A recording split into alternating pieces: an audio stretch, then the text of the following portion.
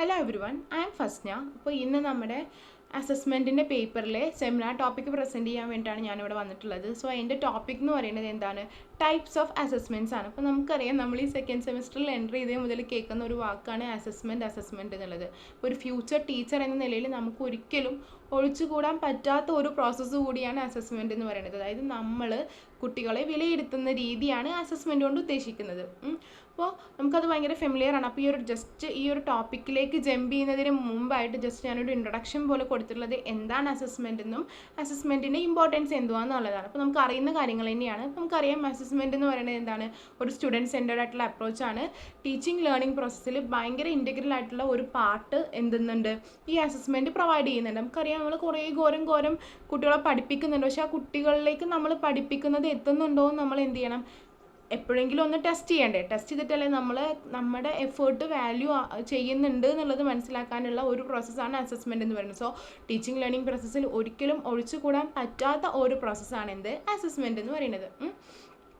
നമുക്ക് കുട്ടികളുടെ പ്രോഗ്രസ് മനസ്സിലാക്കണമെങ്കിൽ എന്ത് വേണം, അസസ്മെൻറ്റ് ചെയ്തേ പറ്റുള്ളൂ. അതാണ് ആ ഒരു കാർട്ടൂണിൽ പറയുന്നത്.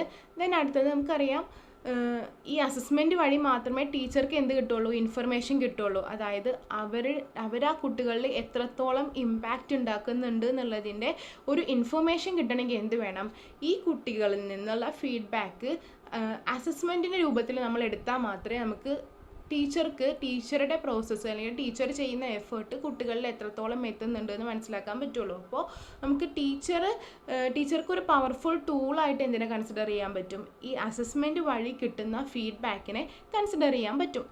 നമുക്കറിയാം, നമ്മളിപ്പോൾ സ്കൂളിലിപ്പോൾ ഒരു ഇൻറ്റേൺഷിപ്പ് പീരീഡിൽ പോകണമെങ്കിൽ നമുക്ക് ഒരിക്കലും ഒരു ഹോമോജീനിയസ് ഗ്രൂപ്പ് ഓഫ് പീപ്പിളിനെ എക്സ്പെക്റ്റ് ചെയ്യാൻ പറ്റില്ല.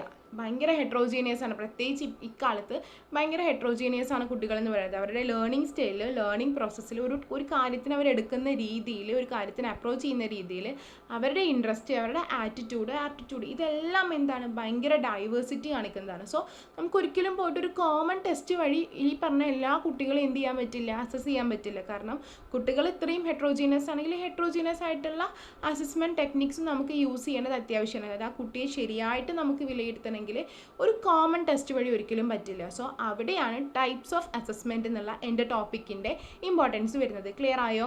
അപ്പോൾ കുട്ടികൾക്ക് ഇപ്പോൾ നമുക്ക് അങ്ങനെ ഒരു അസസ്മെൻറ്റ് വഴി എടുക്കുകയാണെങ്കിൽ ഓരോ കുട്ടിക്കും പെർട്ടിക്കുലറായിട്ട് നമ്മൾ ഏത് സ്ട്രാറ്റജി അഡോപ്റ്റ് ചെയ്യണം എന്നുള്ളതിനെ കുറിച്ചിട്ടുള്ള ഒരു ചിന്ത ടീച്ചർക്ക് കിട്ടും. അതായത് കുട്ടികൾക്ക് ഫ്രൂട്ട്ഫുൾ ആവുന്ന രീതിയിൽ നമ്മുടെ ടീച്ചിങ് സ്ട്രാറ്റജീനെ നമുക്ക് എന്ത് ചെയ്യാൻ പറ്റും, അഡോപ്റ്റ് ചെയ്യാനും ഉള്ള സ്ട്രാറ്റജീനെ മാനിപ്പുലേറ്റ് ചെയ്തിട്ടും നമുക്ക് എന്ത് ചെയ്യാൻ പറ്റും, നമ്മുടെ ടീച്ചിങ് ലേണിംഗ് പ്രോസസ്സ് സ്മൂത്താക്കി നടത്തണമെങ്കിൽ എന്ത് വേണം, അസസ്മെൻറ്റ് വേണം. സോ എൻ്റെ ടോപ്പിക്കിലേക്ക് കിടക്കുകയാണെങ്കിൽ അത് വരുന്നത് ടൈപ്സ് ഓഫ് അസസ്മെൻ്റ് ആണ്. So types of assessment, different ടൈപ്സിൻ്റെ ഇമ്പോർട്ടൻസ് എന്താ മനസ്സിലായി എന്ന് വിചാരിക്കുന്നു. അതായത് കുട്ടികൾ ഹെട്രോജീനിയസ് ആകുമ്പോൾ, കുട്ടികളുടെ രീതികൾ ഹെട്രോജീനിയസ് ആകുമ്പോൾ അസസ്മെൻറ്റ് ടെക്നിക്കിലും എന്ത് വേണം, വെറൈറ്റീസ് കൊണ്ടുവരണം. എങ്കിലേ ഒരു കുട്ടീനെ ശരിയായി വിലയിരുത്താൻ പറ്റുള്ളൂ. അതാണ് എൻ്റെ ടോപ്പിക്കിലേക്കുള്ള ജസ്റ്റ് ഒരു ഹിൻറ്റ് എന്ന് പറയുന്നത്. ഇപ്പോൾ ജസ്റ്റ് നോക്കി, ഞാനൊരു കാർട്ടൂൺ കൊടുത്തിട്ടുണ്ട്. രണ്ട് ടീച്ചേഴ്സ് തമ്മിലുള്ള കോൺവെർസേഷനാണ്. ടീച്ചർ പറയുന്നത് എന്താണ്, ജസ്റ്റ് ഒരു റിട്ടേൺ ടെസ്റ്റ് നടത്തിയത് കൊണ്ട് മാത്രം നമുക്കൊരു കുട്ടീനെ വിലയിരുത്താൻ പറ്റുമെന്ന് ചോദിക്കുകയാണ് ടീച്ചറോട്. അപ്പോൾ മറ്റു ടീച്ചർ പറയുകയാണെങ്കിൽ ഒരിക്കലും പറ്റില്ല, കാരണം അതിനല്ലേ നമ്മൾ different types of assessments use ചെയ്യുന്നതെന്ന്. അപ്പോൾ നമുക്കറിയാം, ഇപ്പോൾ ഒരു കുട്ടി ഭയങ്കര തിയറി എക്സാമിൽ ഭയങ്കര ലോ ആയിട്ട് മാർക്ക് വാങ്ങിയ ഒരു കുട്ടി, ചിലപ്പോൾ ആ കുട്ടിയായിരിക്കും ചിലപ്പോൾ പ്രാക്ടിക്കൽ എക്സാമിന് ഏറ്റവും ഹൈ മാർക്ക് വാങ്ങിക്കുക. അതായത് അവരുടെ പ്രാക്ടിക്കൽ സ്കില്ല് കൂടുതലായിരിക്കും, ചിലപ്പോൾ മെമ്മറി പവർ ആയിരിക്കും കുറവ്. സോ അതുകൊണ്ട് നമുക്കറിയാം, നമ്മളിപ്പോൾ മൾട്ടിപ്പിൾ ഇൻ്റലിജൻസ് ഒക്കെ പഠിച്ച ആൾക്കാരാണ്. സോ മൾട്ടിപ്പിൾ ടാലൻ്റ് ഉള്ള കുട്ടികളുണ്ടാകും, മൾട്ടിപ്പിൾ ഇൻ്റലിജൻസ് കാണിക്കുന്ന കുട്ടികളുണ്ടാകും. സോ അങ്ങനത്തെ കുട്ടികളെ മനസ്സിലാക്കി ആ കുട്ടികൾക്ക് ഉതകുന്ന രീതിയിലുള്ള ടീച്ചിങ് സ്ട്രാറ്റജീസ് നമ്മൾ അഡോപ്റ്റ് ചെയ്താൽ മാത്രമേ നമ്മൾ ടീച്ച് ചെയ്യുന്ന കാര്യം കുട്ടികളിലേക്ക് എത്തി, കുട്ടികളിൽ അതൊരു ഇമ്പാക്റ്റ് ഉണ്ടാവുന്നുണ്ട് എന്നുള്ളത് നമുക്ക് എന്ത് ചെയ്യാൻ പറ്റുള്ളൂ, മനസ്സിലാക്കാൻ പറ്റുള്ളൂ. സോ അതാണ് ഡിഫറെൻറ്റ് ടൈപ്സ് ഓഫ് അസസ്മെൻറ്റ് കൊണ്ട് ഉദ്ദേശിക്കുന്നത് കേട്ടോ. ഇനി നമ്മൾ കുറച്ച് ടൈപ്പുകൾ പഠിക്കുന്നുണ്ട്. 9 ടൈപ്പാണ് ഞാൻ ഈ ഒരു വീഡിയോയിൽ പറയാൻ ഉദ്ദേശിക്കുന്നത്. Evidence based, practice based, performance based, examination based, dynamic assessment, diagnostic assessment, synoptic assessment, ipsative assessment and prognostic assessment. അതിൽ first one performance based assessment. ആ ഒരു വാക്കിൽ തന്നെയുണ്ട് പെർഫോമൻസ്. നമ്മളറിയാം, ഒരു കാര്യത്തിന് പെർഫോം ചെയ്തിട്ട് ആ പെർഫോമൻസിനെ ബേസ് ചെയ്തിട്ട് നമ്മൾ എന്ത് ചെയ്യാണ്, അസസ് ചെയ്യാണ്. അപ്പോൾ നമുക്ക് ജസ്റ്റ് പറയുകയാണെങ്കിൽ, നമുക്ക് അതിൻ്റെ പർപ്പസ് എന്ന് പറയുന്നത് to find what each student is able to do with knowledge in context. അവർ പഠിച്ച കാര്യങ്ങൾ, അവർ അക്വയർ ചെയ്ത നോളേജിനെ കുറിച്ചിട്ട് അവർക്ക് എന്തെല്ലാം ചെയ്യാൻ പറ്റും, ഒരു റിയൽ കോണ്ടെക്സ്റ്റിൽ എന്തെല്ലാം ചെയ്യാൻ പറ്റും, ദെൻ അവരത് എങ്ങനെ പെർഫോം ചെയ്ത് കാണിക്കും, ആ പെർഫോമൻസിനെ വിലയിരുത്തലാണ് പെർഫോമൻസ് ബേസ്ഡ് അസസ്മെൻറ്റിൽ വരിക. ഫോർ എക്സാമ്പിൾ നമ്മളിപ്പോൾ കുറേ എക്സ്പെരിമെൻസിൻ്റെ തിയറിറ്റിക്കൽ പോർഷൻസ് പഠിക്കുന്നുണ്ട്. അപ്പോൾ നമുക്ക് എന്തൊക്കെ പറയാം, ന്യൂട്ടൺസ് ലോ അല്ലെങ്കിൽ റിഫ്രാക്റ്റീവ് ഇൻഡെക്സ് കാണിക്കുന്ന നമ്മൾ പ്രിസമൊക്കെ യൂസ് ചെയ്തിട്ട് കുറേ അതിൻ്റെ തിയറിറ്റിക്കൽ ബേസിസ് പഠിക്കുന്നുണ്ട്. ബട്ട് അതെങ്ങനെ ആ കുട്ടി ലാബിൽ ആ ഒരു തിയറി പഠിച്ച നോളേജിനെ ലാബിൽ എങ്ങനെ ആ കുട്ടി എന്ത് ചെയ്യുന്നു, പെർഫോം ചെയ്ത് കാണിക്കുന്നു എന്നുള്ളത്, ആ പെർഫോമൻസിനെ ബേസ് അസസ് ചെയ്യുന്നത് ഒരു പെർഫോമൻസ് ബേസ്ഡ് അസസ്മെൻ്റ് ആണ്. വേറെ ഒരു എക്സാമ്പിൾ പറയുകയാണെങ്കിൽ നമ്മളിപ്പോൾ ഫോട്ടോസിന്തസിസ് പഠിച്ചു. അപ്പോൾ ടീച്ചർ പറയുകയാണ് ഈ ഫോട്ടോസിന്തസിസിനെ നിങ്ങളൊരു സ്കിറ്റായിട്ട് അവതരിപ്പിക്കുമോ എന്ന് ചോദിക്കുകയാണ്. അപ്പോൾ ആ കുട്ടി ഫോട്ടോസിന്തസിസ് എന്നുള്ള ആ ഒരു ടോപ്പിക്കിൽ ആ കുട്ടി പഠിച്ച എല്ലാ കാര്യങ്ങളും എങ്ങനെ ആ ഒരു പെർഫോം ചെയ്തിട്ട് ആ ഒരു സ്കിറ്റ് പെർഫോം ചെയ്യുന്നതിൽ കാണിക്കുന്നുണ്ട്. ആ കുട്ടി എന്തെല്ലാം പെർഫോമൻസ് എല്ലാ ആസ്പെക്ട്സിലൂടെയും ചിന്തിച്ചിട്ട് ആ പെർഫോമൻസ് എങ്ങനെ എന്താ പറയുക നമ്മളെ മുന്നിൽ പ്രസൻറ്റ് ചെയ്യുന്നു, അതിനെ ബേസ് ചെയ്തിട്ടുള്ള ഒരു അസസ്മെൻ്റ് ആണ് എന്ത്, performance based assessment. That means literally we are assessing the performance of the student based on his knowledge. അയാളുടെ നോളേജിനെ ബേസ് ചെയ്തിട്ടുള്ള അവൻ്റെ പെർഫോമൻസിനെയാണ് നമ്മൾ എന്ത് ചെയ്യുന്നത്, അസസ് ചെയ്യുന്നത്.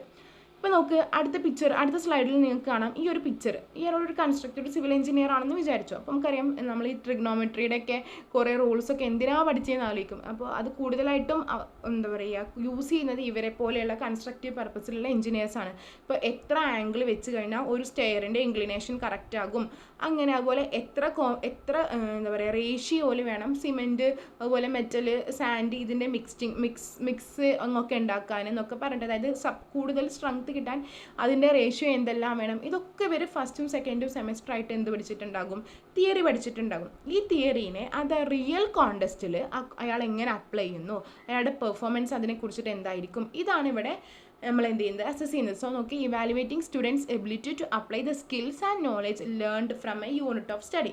പഠിച്ചൊരു യൂണിറ്റിൽ നിന്നും അക്വയർ ചെയ്തിട്ടുള്ള സ്കിൽസിനെയും നോളേജിനെയും എങ്ങനെ അപ്ലൈ ചെയ്യുന്നു എന്നുള്ളതിൻ്റെ ഇവാലുവേഷനാണ് ഇവിടെ നടക്കുന്നത് പെർഫോമൻസ് ബേസ്ഡ് അസസ്മെൻറ്റ്. അതൊരു തിയററ്റിക്കൽ നോളേജിനെ അല്ല ഒരിക്കലും അവിടെ എന്ത് ചെയ്യുന്നത്, അസസ് ചെയ്യുന്നത്. പകരം ആ തിയറി എത്രത്തോളം അവന് അപ്ലൈ ചെയ്തിട്ട് പെർഫോം ചെയ്ത് കാണിക്കാൻ പറ്റുന്നു, അവൻ്റെ പെർഫോമൻസ് ആണ് ഇവിടെ അസസ് ചെയ്യുന്നത്. ക്ലിയർ ആയി എന്ന് വിചാരിക്കുന്നു. Performance based assessment, assessing the performance of the student based on the knowledge and skills acquired by him. Then അടുത്തത്, അപ്പോൾ നമുക്കറിയാം ഇത് ജസ്റ്റ് നമ്മളിപ്പോൾ ഒരു കാണാപ്പാഠം പഠിച്ചിട്ട് നമുക്കത് അപ്ലൈ ചെയ്യാൻ പറ്റുമോ, ഇല്ല. അതിനെന്ത് വേണം, ഹയർ ഓർഡർ തിങ്കിങ് സ്കിൽസ് വേണം. ഈ ഒരു അപ്ലൈ ചെയ്തിട്ട് അത് പെർഫോമൻസ് കാണിക്കണമെങ്കിൽ ഒരു ഹയർ ഓർഡർ തിങ്കിങ് സ്കിൽസ് വേണം. എന്തൊക്കെ വേണം, കൊളാബറേഷൻ വേണം, പ്രോബ്ലം സോൾവിങ് വേണം, പിന്നെ എന്താ പറയുക ഡിസിഷൻ മേക്കിംഗ് വേണം, കമ്മ്യൂണിക്കേഷൻ വേണം, ക്രിട്ടിക്കൽ തിങ്കിങ് വേണം. ഇങ്ങനത്തെ എല്ലാ ഹയർ ഓർഡർ തിങ്കിങ് സ്കിൽസും ഉണ്ടെങ്കിൽ മാത്രമേ അയാൾക്ക് ക്ലിയർ ആയിട്ട് ആ ഒരു കാര്യത്തെ പെർഫോം ചെയ്ത് കാണിക്കാൻ പറ്റുള്ളൂ. ദെൻ അയാൾ പഠിച്ച സിമ്പിൾ കൺസ്ട്രക്റ്റഡ് നോളേജിന് അയാളൊരു കോംപ്ലക്സ് ഡിസൈൻ ചെയ്തതിന് ശേഷം മാത്രമേ അയാൾക്ക് അത് അപ്ലൈ ചെയ്യാനും പറ്റുള്ളൂ. അപ്പോൾ പെർഫോമൻസ് ബേസ്ഡ് അസസ്മെൻറ്റിൻ്റെ എക്സാമ്പിൾസ് പറയുകയാണെങ്കിൽ ലബോറട്ടറി ഇൻവെസ്റ്റിഗേഷൻസ്, നമ്മളൊരു ലാബിലൊരു ഇൻവെസ്റ്റിഗേഷൻ ചെയ്യുക. അനാലിസിസ് ഓഫ് ഒരു എസ്സേ അനലൈസ് ചെയ്തിട്ട് അതിൽ നിന്നും എന്ത് മനസ്സിലായി എന്നുള്ളത് പെർഫോം ചെയ്ത് കാണിക്കുക. സ്കിറ്റ്, ഒരു particular skit and role play, ഒരു പെർട്ടിക്കുലർ ടോപ്പിക്കിനെ എങ്ങനെ സ്കിറ്റ് ആൻഡ് റോൾ പ്ലേ ആയിട്ട് അവതരിപ്പിക്കുന്നു, ആ ഒരു പെർഫോമൻസ് അസസ് ചെയ്യുക. ദെൻ ഷൂട്ടിംഗ് എ ഫിലിം, ഒരു ഫിലിം ഷൂട്ട് ചെയ്യാം. നമുക്കറിയാം ഒരു സ്ക്രിപ്റ്റിനെ ഷൂട്ട് ചെയ്യുന്ന രീതി എന്ന് പറയുന്നത് പെർഫോമൻസാണ്. സ്ക്രിപ്റ്റിനെ ബേസ് ചെയ്തിട്ട് ഒരു ഫിലിം ഷൂട്ട് ചെയ്യുക എന്നുള്ളത് ഒരു പെർഫോമൻസ് ആണ്. സോ ഇത്രയും കാര്യങ്ങളിൽ നമ്മൾ അവരെ അസസ് ചെയ്യുന്നത് അവരുടെ പെർഫോമൻസ് ആണ്. അതായത് ഇപ്പോൾ ഇതെവിടെയാണ് ഇതിൻ്റെ ഒരു ബെനിഫിറ്റ് എവിടെയാണ് വരിക, ഭയങ്കര ക്രിയേറ്റിവിറ്റി ഉള്ള കുട്ടികളാണെങ്കിൽ അവരുടെ ക്രിയേറ്റിവിറ്റി മനസ്സിലാക്കാൻ നമുക്ക് പറ്റും. സോ ആ കുട്ടികളുടെ ക്രിയേറ്റിവിറ്റി നമുക്ക് മനസ്സിലാക്കാൻ പറ്റും, ഇൻ്റലിജൻസ് മനസ്സിലാക്കാൻ പറ്റും. ഇപ്പോൾ ഭയങ്കര ക്രിയേറ്റീവ് ആയിട്ടുള്ള കുട്ടി ചിലപ്പോൾ ആ കുട്ടിക്ക് മെമ്മറി പവർ കുറവാണെങ്കിൽ ആ കുട്ടിക്ക് ചിലപ്പോൾ തിയറി എക്സാമിനേക്കാൾ സ്കോർ ചെയ്യാൻ പറ്റും പെർഫോമൻസ് ബേസ്ഡ് അസസ്മെൻറ്റിൽ. ക്ലിയർ ആയില്ലേ? ദെൻ അടുത്തതാണ് നമ്മൾ പറയാൻ പോകുന്നത് practice based assessment. Second one practice based assessment. Practice എന്നുള്ള വാക്ക് തന്നെയുണ്ട്, പ്രാക്ടീസ്.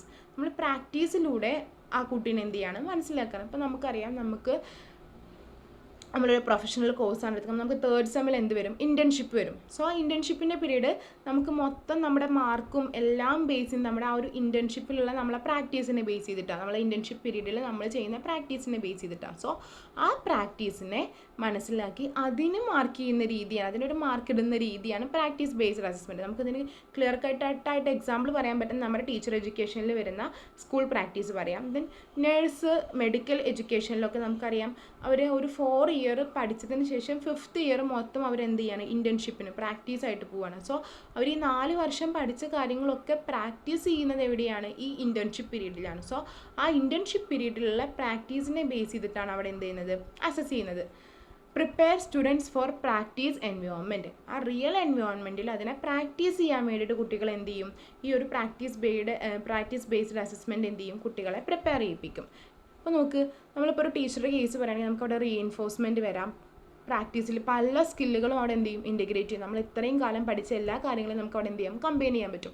നമുക്ക് എക്സാമ്പിൾ പറയുകയാണെങ്കിൽ നമ്മൾ ഫിലോസഫി പഠിച്ചു, സൈക്കോളജി പഠിച്ചു, കുട്ടികളെ എങ്ങനെയെല്ലാം സൈക്കോളജിക്കൽ പോയിന്റ് ഓഫ് വ്യൂ കുട്ടികളെ എങ്ങനെ ഡീൽ ചെയ്യണമെന്ന് പഠിച്ചു. അതുപോലെ ക്ലാസ് റൂം മാനേജ്മെൻറ്റ് പഠിച്ചു, ടൈം മാനേജ്മെൻറ്റ്. ഇതെല്ലാം നമ്മൾ പഠിക്കുന്ന ഫസ്റ്റ് സെക്കൻഡ് സെമിസ്റ്ററിൽ പഠിക്കുന്ന എല്ലാ കാര്യങ്ങളും നമുക്ക് അപ്ലൈ ചെയ്യാൻ പറ്റും, നമുക്ക് പ്രാക്ടീസ് ചെയ്യാൻ പറ്റുന്ന ഒരേ ഒരു സിറ്റുവേഷൻ എന്ന് പറയുന്നത് നമ്മൾ പോകുന്ന ഇൻറ്റേൺഷിപ്പിനായിട്ടുള്ള പോകുന്ന സ്കൂൾ പ്രാക്ടീസിൻ്റെ സമയത്താണ്. അതുപോലെ നമ്മൾ മൈക്രോ ടീച്ചിങ്ങിൽ എന്തെല്ലാം സ്കില്ല് പഠിച്ചോ ആ എല്ലാ സ്കില്ലിനെയും അപ്ലൈ ചെയ്യാൻ പറ്റുന്നത് എവിടെയാണ്, ഈ പ്രാക്ടീസ് പീരീഡിലാണ്. സോ ആ സമയത്ത് നമുക്ക് എന്ത് ചെയ്യാൻ പറ്റും, allows errors to be diagnosed. നമ്മുടെ എറേഴ്സ് എന്തെല്ലാം എന്നുള്ളത് നമുക്ക് മനസ്സിലാക്കാൻ പറ്റും.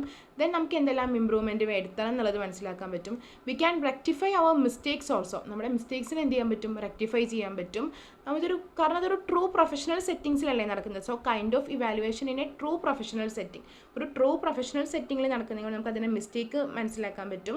ദെൻ നമുക്ക് നമ്മുടെ ഇമ്പ്രൂവ്മെൻറ്റ് എവിടേക്കാണെന്ന് മനസ്സിലാക്കാൻ പറ്റും. ദെൻ നമുക്ക് എത്രത്തോളം അത് ആ ഒരു നോളേജിനെ അപ്ലൈ ചെയ്യാൻ പറ്റുന്നുണ്ട്, പ്രാക്ടീസ് ചെയ്യാൻ പറ്റുന്നുണ്ട്, ഇത്രയും കാര്യങ്ങൾ നമുക്ക് എന്ത് ചെയ്യാൻ പറ്റും, ക്ലിയർ ആയിട്ട് മനസ്സിലാക്കാൻ പറ്റും. സോ പ്രാക്ടീസ് ബേസ്ഡ് അസസ്മെൻറ്റ് എന്ന് പറഞ്ഞാൽ എന്താണ്, നമ്മുടെ പ്രാക്ടീസ് പീരീഡിൽ അതിനെ ബേസ് ചെയ്ത്. ഇപ്പോൾ നമ്മുടെ ടീച്ചർ ഇൻറ്റേൺഷിപ്പ് പീരീഡിൽ നമ്മളെ കാണാൻ വരുന്നത് എന്തിനാണ്, നമ്മുടെ പ്രാക്ടീസ് ബേസ്ഡ് അസസ്മെൻ്റ് ആണ് അവിടെ നടത്തുന്നത്. ക്ലിയർ ആയോ?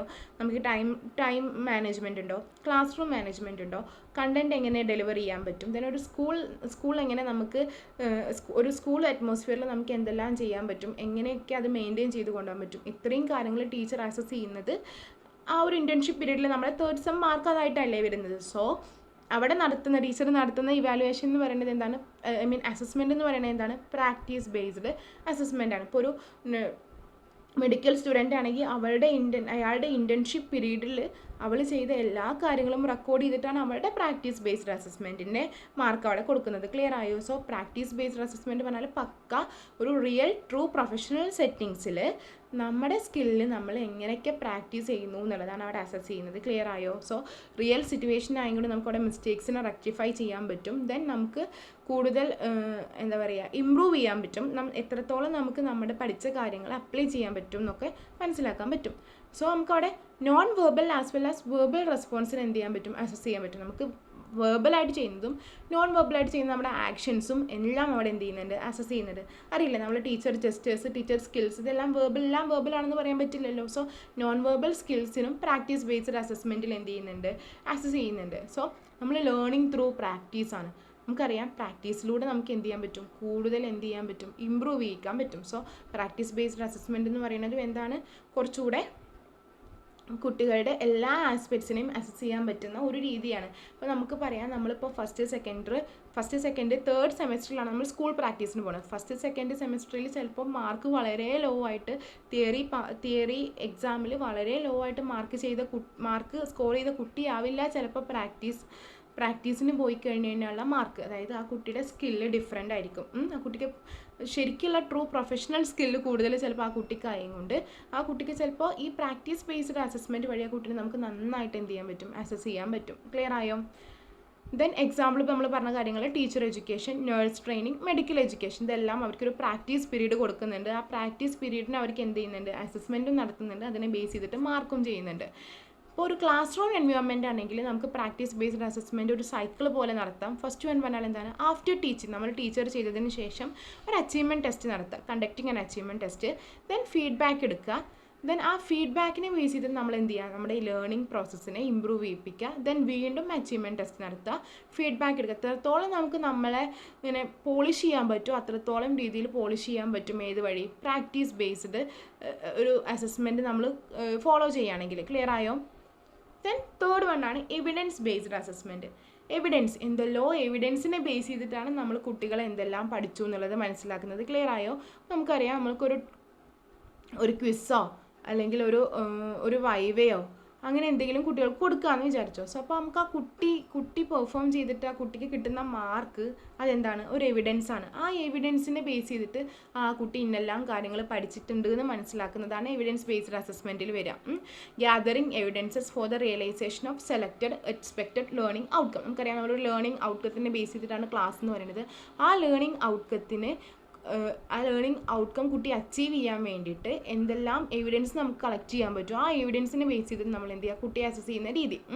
Learning evidences created by a students. അപ്പോൾ നമുക്ക് അങ്ങനെ ആ കുട്ടിയിൽ നിന്നും നമ്മൾ അക്വയർ ചെയ്തിട്ടുള്ള എല്ലാ എവിഡൻസും ആ കുട്ടിയുടെ ഒരു ലേണിംഗ് പോർട്ട്ഫോളിയോ ആയിട്ട് മാറും. ക്ലിയർ ആയോ? ഫോർ എക്സാമ്പിൾ, ഓറൽ ടെസ്റ്റ് നടത്തുക, ക്വിസ് നടത്തുക, പ്രാക്ടിക്കൽ വർക്ക് നടക്കുക, ചാർട്ട് ഡയഗ്രാം ഒക്കെ നടക്കുക. അപ്പോൾ നമുക്ക് കുട്ടിയോട് ഇപ്പോൾ നമുക്കൊരു റെസ്പിറേഷൻ പറഞ്ഞ ടോപ്പിക്ക് പഠിച്ചു വരാൻ പറഞ്ഞു. കുട്ടി എക്സ്പെക്ട് ചെയ്യുന്നത് ഒരു തിയറി എക്സാം ആണെന്ന് വിചാരിച്ചു. പക്ഷെ നമ്മൾ വന്നിട്ട് ചെയ്യുന്നത് ഇങ്ങനൊരു കുട്ടിയോടൊരു ചാർട്ട് ഉണ്ടാക്കാൻ പറയുകയാണ്. അതായത് നീ പഠിച്ച ടോപ്പിക്കിൽ കുട്ടിയോട് ഒരു ചാർട്ടോ ഒരു ഡയഗ്രാമോ പ്രിപ്പയർ ചെയ്യാൻ പറഞ്ഞു കഴിഞ്ഞാൽ ആ കുട്ടി ചെയ്ത് വരുന്നപ്പോൾ ആ ഒരു ഫോട്ടോയിൽ കാണുന്ന ഡയഗ്രാം അല്ലെങ്കിൽ ആ ഒരു ചാർട്ട് ആ ഒരു എവിഡൻസാണ്, കുട്ടി പഠിച്ചു മനസ്സിലാക്കിയതിനെ കുറിച്ചിട്ടുള്ള എവിഡൻസാണ്. സോ അതിനെ ബേസ് ചെയ്തിട്ട് കുട്ടിയെ അസസ് ചെയ്യുന്ന രീതിയാണ് എന്തെന്ന് പറയുന്നത് എവിഡൻസ് ബേസ്ഡ് അസസ്മെൻറ്റ്. അതിൽ കുറേ എവിഡൻസ് ഉണ്ട്. അപ്പോൾ ഇവിടെ ക്വിസ് എന്ന് പറയുന്നത് ക്വിസിൻ്റെ മാർക്ക് ഒരു എവിഡൻസ് ആണ്, ടെസ്റ്റിൻ്റെ മാർക്ക് ഒരു എവിഡൻസ് ആണ്, ചാർട്ട് ഒരു എവിഡൻസ് ആണ്, ഒരു വർക്കിംഗ് മോഡലോ സ്റ്റിൽ മോഡലോ ഉണ്ടാക്കാൻ പറഞ്ഞു കഴിഞ്ഞാൽ അതൊരു എവിഡൻസ് ആണ്. അതായത് ആ കുട്ടി ആ നോളേജിനെ എങ്ങനെയെല്ലാം ഇൻ്റർപ്രറ്റ് ചെയ്യുന്നു, എങ്ങനെയെല്ലാം ഇന്നോവേറ്റീവായിട്ട് ഉപയോഗിക്കുന്നു എന്നുള്ളതിൻ്റെ എവിഡൻസ് കളക്ട് ചെയ്തിട്ട് ആ എവിഡൻസിനെ ബേസ് ചെയ്തിട്ട് കുട്ടിക്ക് മാർക്ക് ഇടുന്ന രീതിയാണ്. കുട്ടി ഇന്നതെല്ലാം പഠിച്ചിട്ടുണ്ട്, ആ കുട്ടിക്ക് ഇത്രയും കാര്യങ്ങൾ ഇത്രയും ലേണിംഗ് ഔട്ട്കം അവന് ക്ലിയർ ആയി കിട്ടിയിട്ടുണ്ട് എന്നുള്ളതൊക്കെ ബേസ് ചെയ്തിട്ട് കുട്ടി അസസ് ചെയ്യുന്ന രീതിയാണത്. ദെൻ അടുത്തതാണ് എക്സാമിനേഷൻ ബേസ്ഡ് അസസ്മെൻറ്റ്. നമ്മളെപ്പോഴും ചെയ്യുന്ന ഒരു അസസ്മെൻറ്റാണ് എക്സാം നടത്തുക എന്നുള്ളത്. അതായത് ഏറ്റവും കോമൺ ആയിട്ട് യൂസ് ചെയ്യുന്ന ഒരു അസസ്മെൻറ്റ്. നമ്മൾ സബ്ജക്റ്റ് നോളേജാണ് അതുവഴി അസസ് ചെയ്യുന്നത്. എപ്പോഴും ഇൻസ്ട്രക്ഷണൽ പീരീഡിൻ്റെ അവസാനം അല്ലെങ്കിൽ ഒരു എന്താ പറയുക ടേമിൻ്റെ അവസാനമൊക്കെ ആയിട്ടാണ് നമ്മൾ ഈ എക്സാംസ് കണ്ടക്ട് ചെയ്യുക. അപ്പോൾ എക്സാമിനി എന്ന് പറഞ്ഞ ആളെന്താണ്, ആ ഒരു കണ്ടക്ട് ചെയ്യുന്ന ആളാണ് എന്തെന്ന് പറയുന്നത് ആരെയാണോ സബ്ജക്റ്റ് ചെയ്യുന്നത് അയാളാണ് എക്സാമിനി എന്ന് പറയുന്നത്. ദെൻ നമുക്കറിയാം, ഒരു ഗുഡ് ടെസ്റ്റ് ആണെങ്കിൽ കുറച്ച് ക്വാളിറ്റീസൊക്കെ വേണം. എന്തൊക്കെ വേണം? 60% ആവറേജ് ഡിഫിക്കൽറ്റി ലെവലിൽ നിന്നാവണം, 20% ഈസി ആയിരിക്കണം, 20% ഡിഫിക്കൾട്ട് ആയിരിക്കണം. സോ അത് എല്ലാ കൈൻഡ് ഓഫ് കുട്ടികളെയും അസസ് ചെയ്യുന്ന രീതിയിലാണ് ആ ഒരു ക്വസ്റ്റ്യൻ പേപ്പർ നമ്മൾ സെറ്റ് ചെയ്യേണ്ടത്. നമുക്ക് എക്സാംസ് പല രീതിയിൽ നടത്താം. റിട്ടൺ ടെസ്റ്റായിട്ട് നടത്താം, സ്ക്രീൻ ടെസ്റ്റായിട്ട് നടത്താം, പ്രാക്ടിക്കൽ എക്സാം ആയിട്ട് നടത്താം. സോ എക്സാമിനേഷൻ ബേസ്ഡ് അസസ്മെൻറ്റ് കൂടുതൽ എക്സ്പ്ലനേഷൻ വേണ്ട തോന്നുന്നു. എക്സാം നടത്തിയിട്ട് എക്സാമിൻ്റെ മാർക്കിന് വഴി കുട്ടീനെ അസസ് ചെയ്യുന്ന രീതി. ഏത് കൈൻഡ് ഓഫ് എക്സാം ആയിക്കോട്ടെ, ഒബ്ജക്റ്റീവ് ആയിക്കോട്ടെ, ഡിസ്ക്രിപ്റ്റീവ് ആയിക്കോട്ടെ, ഓൺലൈൻ ആയിക്കോട്ടെ, written test, screen test, practical test, ഇതെല്ലാം എക്സാമിനേഷൻ ബേസ്ഡ് വരും. ദെൻ ഇത്രയും ഈ 4 കാര്യങ്ങളാണ് നമ്മുടെ സിലബസിലുള്ളത്. Evidence based, performance based, examination based, practice based. Then അടുത്തതൊന്നാണ് ഇപ്സേറ്റീവ് അസസ്മെൻറ്റ്. ഇപ്സേറ്റീവ് അസസ്മെൻറ്റ് എന്ന് പറഞ്ഞു കഴിഞ്ഞാൽ ഭയങ്കര നല്ലൊരു അസസ്മെൻറ്റിൻ്റെ രീതിയായിട്ട് എനിക്ക് തോന്നിയിട്ടുണ്ട്. ഇപ്സേറ്റീവ് അസസ്മെൻറ്റ് പറഞ്ഞാൽ ഒരു കുട്ടീനെ നമ്മൾ എന്ത് ചെയ്യാണ്, അവൻ്റെ പ്രോഗ്രസ് നമ്മൾ അസസ് ചെയ്യാണ് based on his previous performance. അവൻ്റെ പ്രീവിയസ് പെർഫോമൻസിനെ ബേസ് ചെയ്തിട്ട് അതിനെ കമ്പയർ ചെയ്തിട്ട് കുട്ടിയുടെ പുതിയ പെർഫോമൻസിന് നമ്മൾ എന്ത് ചെയ്യണം, അസസ് ചെയ്യുക. ഫോർ എക്സാമ്പിൾ, ഒരു കുട്ടിക്ക് ഓൺ എക്സാമിൽ 28 മാർക്കാണ് ഉണ്ടായിരുന്നു ബയോളജിയിൽ. ദെൻ പക്ഷേ ആ കുട്ടിക്ക് ക്രിസ്മസ് എക്സാം ആയപ്പോൾ 32 മാർക്കായി. പക്ഷേ മറ്റുള്ള കുട്ടികൾ 40ഉം 38ഒക്കെ സ്കോർ ചെയ്യുന്നെങ്കിൽ പോലും നമുക്ക് ആ എല്ലാവരെയും വെച്ചിട്ട് ഈ കുട്ടിയെ കമ്പയർ ചെയ്യുന്നതിന് പകരം ഈ കുട്ടിയുടെ പ്രീവിയസ് പെർഫോമൻസ് വെച്ചിട്ട് ഈ കുട്ടിനെ കമ്പയർ ചെയ്യുക. ആ കുട്ടിക്ക് ഓണം എക്സാമിന് 28 മാർക്കിൽ നിന്നും ക്രിസ്മസ് എക്സാം ആയപ്പോൾ 32 മാർക്ക് ആയല്ലോ. സോ അവരൊരു റിയൽ പ്രോഗ്രസ് ഉണ്ട്. 28 to 32 എന്ന് പറഞ്ഞൊരു ഷാർപ്പ് പ്രോഗ്രസ് ഉണ്ട്. ആ പ്രോഗ്രസ് ബേസ് ചെയ്തിട്ട് കുട്ടിയുടെ പ്രീവിയസ് പെർഫോമൻസിനെ കമ്പയർ ചെയ്തിട്ട് കുട്ടിയുടെ പെർഫോമൻസിനെ മെഷർ ചെയ്യുന്ന രീതിയാണ് ഇപ്സേറ്റീവ് അസസ്മെൻറ്റ് എന്ന് പറയുന്നത്. സോ അതിൽ നോക്ക്, അസസ്മെൻറ്റ് 1 നടത്തി, ദെൻ നമ്മൾ എന്ത് ചെയ്തു, അസസ്മെൻറ്റ് 2 നടത്തി. അസസ്മെൻറ്റ് 2ൻ്റെ valuation based on the comparing assessment 1. Assessment 1നെ ബേസ് ചെയ്തിട്ട് അസസ്മെൻറ്റ് 2നെ വാല്യുവേറ്റ് ചെയ്യുക. അസസ്മെൻറ്റ് 3 എന്ത് ചെയ്യുക, അസസ്മെൻറ്റ് 1 and 2 ബേസ് ചെയ്തിട്ട് ദെൻ അസസ്മെൻറ്റ് 3നെ വാല്യുവേറ്റ് ചെയ്യുക. അതായത് പ്രീവിയസ് പെർഫോമൻസിനെ കൺസിഡർ ചെയ്തിട്ട് കുട്ടിയെ അസസ് ചെയ്യുന്ന രീതിയാണ് എന്തെന്ന് പറയുന്നത് ഇപ്സേറ്റീവ് അസസ്മെൻറ്റ്. ആ ഒരു ഫോട്ടോ നോക്കിയേ, ipsative assessment motivation through marking progress. നമ്മൾ എന്ത് ചെയ്യാണ്, പ്രോഗ്രസ് ആയിട്ട്, അതായത് ഇങ്ങനെ സ്റ്റെപ്പ് ബൈ സ്റ്റെപ്പായിട്ട് പ്രോഗ്രസ് ചെയ്ത് കൊണ്ടായിക്കൊണ്ടേ ഇരിക്കുകയാണ്, പ്രോഗ്രസ് ആയിക്കൊണ്ടേ ഇരിക്കുകയാണ്. ഫസ്റ്റ് സ്റ്റെപ്പിൽ നിന്ന് സെക്കൻഡ് സ്റ്റെപ്പിൽ നിന്ന് തേർഡ് സ്റ്റെപ്പിൽ നിന്ന് അങ്ങനെ ഒരു ഗ്രാജുവൽ ആയിട്ടുള്ള ഒരു പ്രോഗ്രസ് നടന്നുകൊണ്ടിരിക്കുന്നതാണ് ഇപ്സെറ്റീവ് അസസ്മെൻറ്റ് എന്ന് പറയുന്നത്. അത് കുട്ടികൾക്ക് തന്നെ ഒരു മോട്ടിവേഷൻ കൂടും, ഇൻ ടു ലേൺ, അവർക്ക് പഠിക്കാനുള്ള മോട്ടിവേഷൻ കൂടും. എനിക്ക് കഴിഞ്ഞ എക്സാമിനേക്ക് എത്ര മാർക്ക് എന്നുണ്ട്, സോ എനിക്ക് ഒന്നുകൂടെ ശ്രമിച്ചു കഴിഞ്ഞാൽ ഇതിലും മാർക്ക് വാങ്ങാൻ പറ്റും എന്നുള്ളൊരു മോട്ടിവേഷൻ കുട്ടിക്ക് തന്നെ കിട്ടുകയാണ്. Used in physical education class in fitness progress. നമ്മളിപ്പോൾ ഒരു ഫിസിക്കൽ എഡ്യൂക്കേഷൻ ക്ലാസ്സിൽ ഇപ്പോൾ ഒരു കുട്ടിക്ക് ഫസ്റ്റത്തെ ഒരു ടേമിൽ അറ്റ് എ ടൈം ഒരു 10 പുഷപ്പ് എടുക്കാൻ പറ്റുന്നെങ്കിൽ അടുത്ത സമയത്ത് കുട്ടിക്ക് 14 ആയി കഴിഞ്ഞ് കഴിഞ്ഞാൽ കുട്ടിക്ക് മനസ്സിലാവും, എനിക്ക് പ്രോഗ്രസ് വരുന്നുണ്ട്, കുറച്ചുകൂടി ശ്രമിച്ചു കഴിഞ്ഞ് കഴിഞ്ഞാൽ എനിക്ക് 20 വരെ എത്താം. അങ്ങനെ ഫിസിക്കൽ എഡ്യൂക്കേഷൻ ക്ലാസ്സിലൊക്കെ ഏറ്റവും കൂടുതൽ യൂസ് ചെയ്യുന്നത് ഇപ്സെറ്റീവ് അസസ്മെൻ്റ് ആണ്. ഇനി കോമൺ ആയിട്ടുള്ള ഈ ഇപ്സെറ്റീവ് അസസ്മെൻറ്റിൽ വരുന്നതാണ് portfolios, testing process, project based learning എന്നൊക്കെ പറയുന്നത് എന്താണ്, ഇപ്സെറ്റീവ് അസസ്മെൻറ്റിൻ്റെ കോമൺ എക്സാമ്പിൾസ് ആണ്. ദെൻ അടുത്തതാണ് സിനോപ്റ്റിക് അസസ്മെൻറ്റ്. സിനോപ്റ്റിക് അസസ്മെൻറ്റ് നിങ്ങൾ കേട്ടിട്ടുണ്ടോ?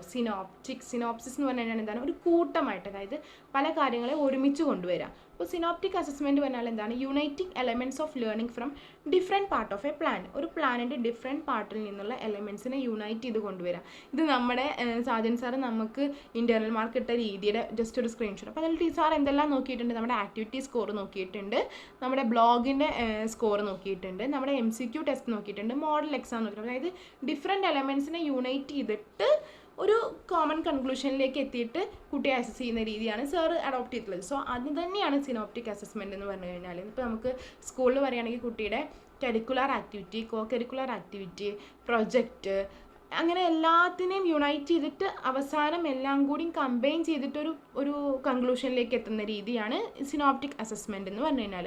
Show their build up knowledge. ആ കുട്ടിക്ക് എന്തെല്ലാം നോളജ് ഇങ്ങനെ ബിൽഡപ്പ് ചെയ്ത് വരുന്നുണ്ട്, അതായത് ഡിഫറെൻറ്റ് പാർട്ടിനെ കമ്പൈൻ ചെയ്യുമ്പോൾ കുട്ടിയുടെ ബിൽഡപ്പ് നോളജ് മനസ്സിലാക്കാൻ പറ്റും. Then enable student to show their talents and skills. കുട്ടിക്ക് മനസ്സിലാക്കാൻ പറ്റും എത്രത്തോളം ടാലൻറ്റഡ് ആണ്, എത്രത്തോളം സ്കിൽഫുൾ ആണ് അയാളെന്ന് മനസ്സിലാക്കാൻ പറ്റും. Then measure capacity to apply knowledge. കുട്ടിയുടെ നോളജ് അപ്ലൈ ചെയ്യാനുള്ള കപ്പാസിറ്റി മനസ്സിലാക്കാൻ പറ്റും. ഫോർ എക്സാമ്പിൾ ഒരു പ്രൊജക്റ്റ്, ഒരു വർക്കിംഗ് മോഡൽ, ഒരു സ്റ്റിൽ മോഡലൊക്കെ ആണെങ്കിൽ കുട്ടിക്ക് ആ കുട്ടിയുടെ നോളജ് അപ്ലിക്കേഷൻ്റെ ഒരു മെഷർമെൻറ്റ് അവിടെ എടുക്കാൻ പറ്റും. Then enable cohesive learning experience.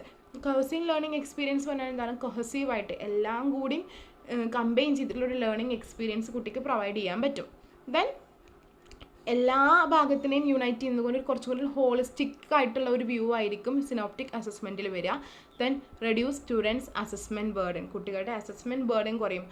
എക്സാമിനെ base ചെയ്തിട്ട് മാത്രമാണല്ലോ സാറ് മാർക്ക് ഇടുന്നതെന്നുള്ള ആ ഒരു ടെൻഷൻ കുട്ടിക്ക് ഒഴിവാക്കാൻ പറ്റും. കാരണം ചിലപ്പോൾ ആ കുട്ടിക്ക് എക്സാമിൽ സ്കോർ ചെയ്യാൻ പറ്റുന്നില്ലെങ്കിലും പക്ഷേ ആ കുട്ടിക്ക് ക്രിയേറ്റിവിറ്റി അധികമാണെങ്കിൽ ആ കുട്ടിക്ക് അവിടെ സ്കോർ ചെയ്യാൻ പറ്റും. സോ ഇവിടെ ജസ്റ്റ് കുറഞ്ഞാലും അത് അവിടെ കോപ്പപ്പ് ചെയ്ത് പോവാം എന്നുള്ള കുട്ടിയുടെ ആ ഒരു റിയലൈസേഷൻ വരുന്ന കുട്ടികളുടെ എക്സാമിനേഷൻ അല്ലെങ്കിൽ അസസ്മെൻറ്റ് ബേർഡൻ കുറയ്ക്കാൻ പറ്റും.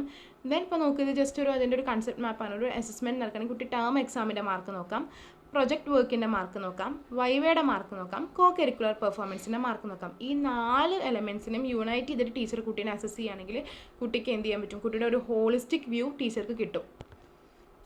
7th വണ്ണാണ് ഡൈനാമിക് അസസ്മെൻറ്റ്. ഡൈനാമിക് അസസ്മെൻറ്റ് എന്ന് പറഞ്ഞു കഴിഞ്ഞാൽ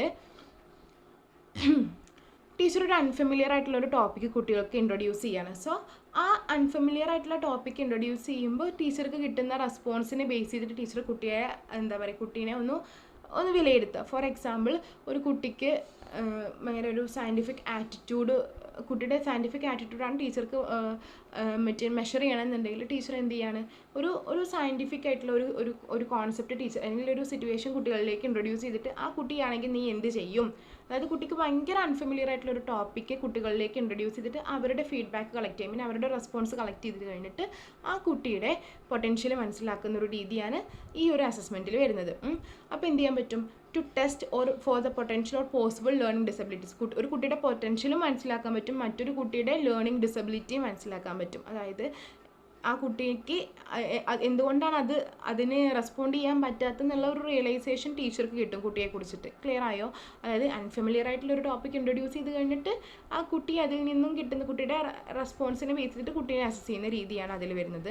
അപ്പോൾ ടീച്ചർക്ക് മനസ്സിലാക്കാൻ പറ്റും to observe students who are not improving after instruction. എത്ര പഠിപ്പിച്ചിട്ടും ഇമ്പ്രൂവ്മെൻ്റ് ഇല്ലാത്ത കുട്ടി ഏതാണെന്ന് വരെ ടീച്ചർക്ക് അതിലൂടെ മനസ്സിലാക്കാൻ പറ്റും.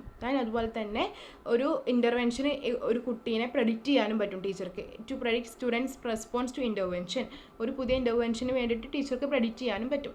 ദെൻ 8th വണ്ണാണ് ഡയഗ്നോസ്റ്റിക് അസസ്മെൻറ്റ്. ഡയഗ്നോസ്റ്റിക് അസസ്മെൻറ്റ് എന്ന് പറഞ്ഞു കഴിഞ്ഞാൽ ഒരു ന്യൂ ലേണിംഗ് സെഗ്മെൻറ്റിൻ്റെ സമയത്താണ് നമ്മൾ പൊതുവേ യൂസ് ചെയ്യുക. അതായത് കുട്ടിയുടെ പ്രയർ നോളേജിനെ അളക്കുന്ന രീതിയിലുള്ള ഒരു അസസ്മെൻ്റാണ് ഇതിൽ വരിക. ഫോർ എക്സാമ്പിൾ നമ്മൾ പറയുകയാണ്, അപ്പോൾ ഒരു ഇൻസിഡൻറ്റ് കൊടുക്കാൻ, ഒരു റിയൽ ലൈഫ് സിറ്റുവേഷൻ കൊടുക്കാൻ. ഇപ്പോൾ ഒരാൾ രാത്രി ഇങ്ങനെ എത്രയോ യാത്ര ചെയ്തു വരുമായിരുന്നു. യാത്ര ചെയ്തു വരുമ്പോൾ അവന് ജസ്റ്റ് അവിടെ തങ്ങാനുള്ള ഏരിയ ഒന്നും കണ്ടില്ല. സോ ഒരു വലിയൊരു ആൽമരച്ചോട് കണ്ടു. ആൽമരച്ചോട്ടിൽ രാത്രി തങ്ങാമെന്ന് വിചാരിച്ചിട്ട് അവിടെ കിടന്നു. രാവിലെ ആയപ്പോൾ അയാളുടെ ബോധം, അയാൾ ഫെയിൻ്റ് ആയിപ്പോയി. സോ ഇങ്ങനെ ഒരു സിറ്റുവേഷൻ കുട്ടിക്ക് കൊടുത്തു കഴിഞ്ഞിട്ട് എന്തായിരിക്കും അതിന് കാരണം എന്ന് കുട്ടിയോട് അന്വേഷിക്കണം. അപ്പോൾ കുട്ടി ചില കുട്ടികളാണ് വല്ല പ്രേതം പിടിച്ചു എന്നോ വല്ല ചെകുത്താൻ വന്നിട്ടുണ്ടായിരുന്നു എന്നോ അല്ലെങ്കിൽ അങ്ങനെ എന്തെങ്കിലുമൊക്കെ പറയും. ബട്ട് ഒരു സയൻറ്റിഫിക് ആക്ടറുള്ള കുട്ടിയാണെങ്കിൽ പറയും ഫോട്ടോസിന്തസിസ് നടക്കുന്നില്ല രാത്രി. So carbon dioxide emission കൂടുതലായത് കൊണ്ടും ഓക്സിജൻ്റെ ഡെഫിഷ്യൻസി വന്നതും കൊണ്ടും ആയിരിക്കാം അയാൾ ഫെയിൻ്റ് ചെയ്ത് വന്നത് എന്ന് ആ കുട്ടിയുടെ പ്രയർ നോളേജിന് അളക്കുന്ന ഒരു സിറ്റുവേഷനാണ് ടീച്ചർ കൊടുത്തത്. സോ അതിനെ ബേസ് ചെയ്തിട്ട് കുട്ടീനെ അസസ് ചെയ്യുന്ന രീതിയാണ് ഡയഗ്നോസ്റ്റിക് അസസ്മെൻ്റ് എന്ന് പറയുന്നത്. അപ്പോൾ ഇതിപ്പോൾ ജസ്റ്റ് ഒരു സിറ്റുവേഷൻ കൊടുത്തതാണ്, ഒരു നറേഷൻ കൊടുത്തിട്ട് അതെന്തായിരിക്കും കാരണം, ടീച്ചർക്ക് എന്തെങ്കിലും പറയാൻ വേണ്ടിയിട്ടായിരുന്നു. ചിലപ്പോൾ റെസ്പിറേഷനിലേക്ക് ടീച്ചർക്ക് സ്റ്റാർട്ട് ചെയ്യാൻ വേണ്ടിയിട്ടാണ് ഫോട്ടോസിന്തസിസ് രാത്രി നടക്കുന്നില്ല എന്നുള്ളത് ടീച്ചർ ആ ഒരു പ്രയർ നോളേജ് കിട്ടാൻ വേണ്ടി കൊടുത്ത സിറ്റുവേഷൻ ആയിരിക്കാം അത്. അതുപോലെ ഡയഗ്നോസ്റ്റിക് അസസ്മെൻറ്റ് നടത്തുന്ന വേറെ എക്സാംസാണ് ഷോർട്ട് ക്വിസസും വെർബൽ ടെസ്റ്റും നടത്തുക. അതായത് 8ാം ക്ലാസ് പഠിച്ച കാര്യത്തിനെ കുറിച്ചിട്ട് 9ാം ക്ലാസ്സിൽ ആ ചാപ്റ്റർ തുടങ്ങുന്നതിന് മുമ്പ് ജസ്റ്റ് ഒരു ക്വിസ് നടത്തുക, ജേർണൽ എൻട്രീസ് നടത്തുക, ഇൻ്റർവ്യൂ പോലെ ചോദിക്കുക, പിന്നെ എന്ത് ചെയ്യാൻ പറ്റുക, ഡിസ്കഷൻസ് കണ്ടക്ട് ചെയ്യുക, പിന്നെ സ്റ്റുഡൻസ് റിഫ്ലക്ഷൻസ് എടുക്കുക. ദെൻ അപ്പോൾ കുട്ടിക്ക് ടീച്ചർക്ക് എന്തൊക്കെ മനസ്സിലാക്കാൻ പറ്റും, പൊട്ടൻഷ്യൽ ലേണിംഗ് ഗ്യാപ്പ് മനസ്സിലാക്കാൻ പറ്റും. ടീച്ചർക്ക് കുട്ടിക്ക് ഇന്ന കാര്യം അറിയുമോ എന്ന് മനസ്സിലാക്കിയിട്ട് അറിയാമെങ്കിൽ അടുത്ത സ്ട്രാറ്റജിയിലേക്ക് മുന്നോട്ട് പോകാം. അറിയില്ലെങ്കിൽ ആ ടീച്ചർക്ക് ആ ഒരു കാര്യം കൂടി കുട്ടീനെ ഒന്നുകൂടെ മനസ്സിലാക്കിയിട്ട് അവരുടെ ആ ഒരു മിസ്കൺസെപ്ഷനെ മാറ്റിയിട്ട് ആ ഒരു ലേണിംഗ് ബ്ലോക്ക് ഒഴിവാക്കിയിട്ട് ലേണിംഗ് ഗ്യാപ്പ് ഒഴിവാക്കിയിട്ട് ടീച്ചർക്ക് എന്ത് ചെയ്യാൻ പറ്റും, ചാപ്റ്റർ സ്റ്റാർട്ട് ചെയ്യാൻ പറ്റും. ദെൻ ഇൻഫോം ഇൻസ്ട്രക്ഷണൽ സ്ട്രാറ്റജീസ്, ഈ കുട്ടി പറയുന്ന റെസ്പോൺസിനനുസരിച്ചിട്ട് കുട്ടിക്ക് പ്രീവിയസ് നോളേജ് ഉണ്ടോ ഇല്ലേ എന്നതിനൊക്കെ ബേസ് ചെയ്തിട്ട് ഇൻസ്ട്രക്ഷണൽ സ്ട്രാറ്റജീസിനെ എന്ത് ചെയ്യാൻ പറ്റും, മോഡിഫൈ ചെയ്യാൻ പറ്റും.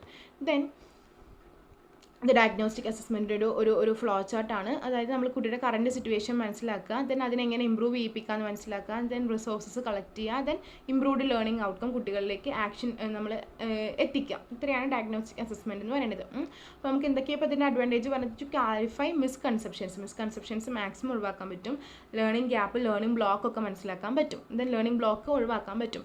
ഇതിന് നമുക്ക് ലിക്കേർഡ് സ്കെയിലിൻ്റെ ടൂൾ യൂസ് ചെയ്യാം, കൺസെപ്റ്റ് മാപ്പിംഗ് യൂസ് ചെയ്യാം, ഡിസ്കഷൻസ് നടത്താം. Then prognostic assessment, last one 9th വണ്ണാണ് പ്രോഗ്നോസ്റ്റിക് അസസ്മെൻറ്റ് എന്ന് പറയുന്നത്. പ്രോഗ്നോസ്റ്റിക് അസസ്മെൻറ്റ് പറഞ്ഞാൽ എന്താണ്, ടീച്ചർ കുട്ടീനെ അസസ് ചെയ്തിട്ട് കുട്ടിയുടെ ഒരു ഫ്യൂച്ചർ പെർഫോമൻസിനെ പ്രഡിക്റ്റ് ചെയ്യുന്ന രീതിയാണ്.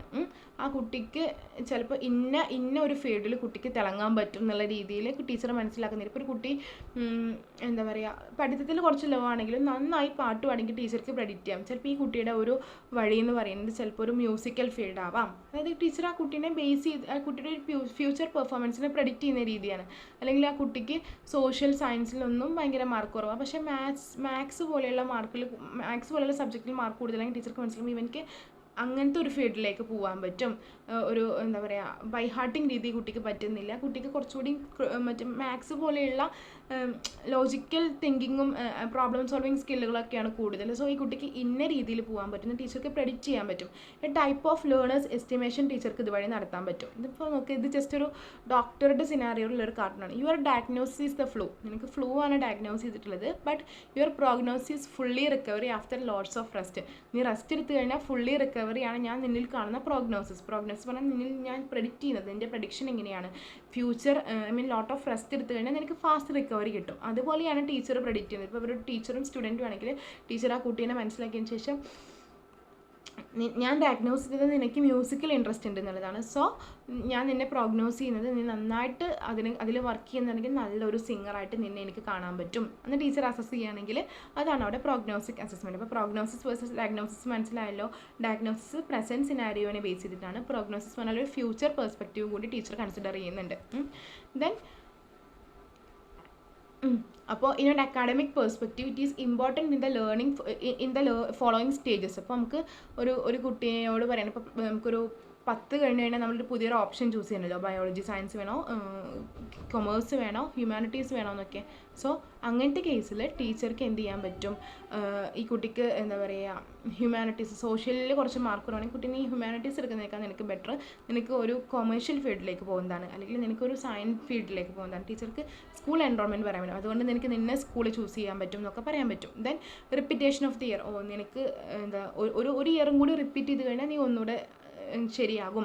അല്ലെങ്കിൽ സ്വിച്ചിങ് ക്ലാസ്, നിനക്ക് വേണമെങ്കിൽ ക്ലാസ് സ്വിച്ച് ചെയ്യാൻ പറ്റും, അതുപോലെ ഡിഫറെൻറ്റ് ടൈപ്പ് ഓഫ് സ്കൂളിലേക്ക് ട്രാൻസ്ഫർ ചെയ്യാൻ പറ്റും. ഇത്തരത്തിലുള്ള ഫ്യൂച്ചർ പ്രഡിക്ഷൻസ് നടക്കുന്നത് പ്രോഗ്നോസ്റ്റിക് അസസ്മെൻറ്റ് വഴിയാണ്. സോ അതാണ് പ്രോഗ്നോസ്റ്റിക് അസസ്മെൻറ്റ്, ഒരു ഫ്യൂച്ചർ പെർസ്പെക്റ്റീവിനെ ബേസ് ചെയ്തിട്ടുള്ള അസസ്മെൻറ്റാണ് പ്രോഗ്നോസ്റ്റിക് അസസ്മെൻറ്റ്.